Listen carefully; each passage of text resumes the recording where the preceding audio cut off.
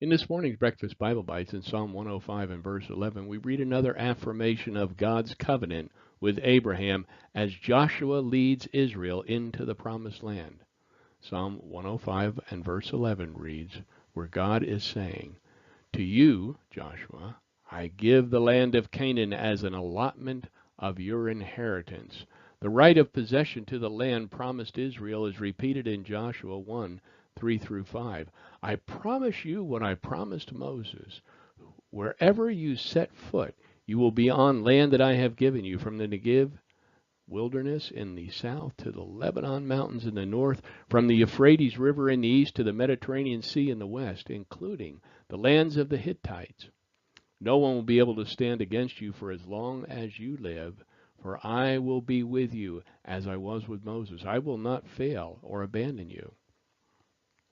What significance does this have for us today? Maybe that is most easily answered in a recently received email that condemned Israel as interlopers from a fellow by the name of Kenny, who wrote that Israel is ineligible to claim the Palestine of the Old Testament, for they have left a trail of bodies.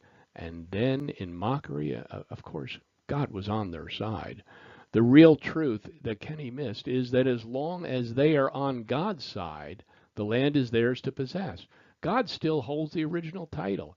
In a recent news article that dated January 17th of 2018, Abbas, in an attempt to delegitimize Israel's claim to the tiny portion of land that they now possess, the land that God had deeded to Abraham, Abbas stated that the Palestinians were the original Canaanites and that they were in Jerusalem long before the Jews, a claim that he voiced in his landmark speech in Cairo, and they may well have been. But God, the rightful owner of the land, evicted them because of their wickedness and ungodly behavior.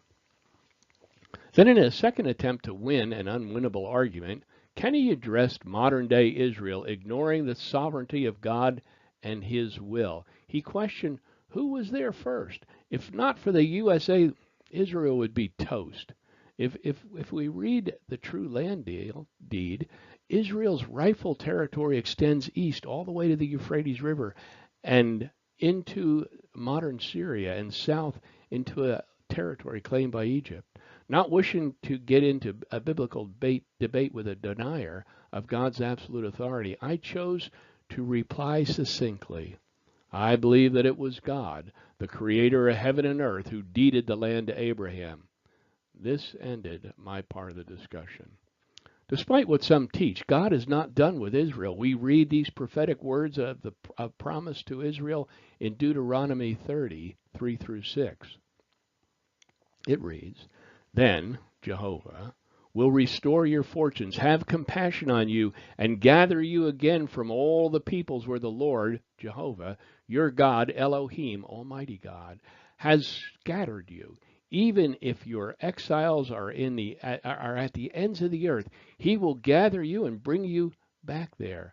Then the Lord your God will bring you into the land your fathers possessed, and you will take possession of it. He will cause you to prosper and multiply more than you did before, more than he did for your fathers. The Lord your God will circumcise your heart and the hearts of your descendants, and you will love him with all your heart and all your soul, so that you will live."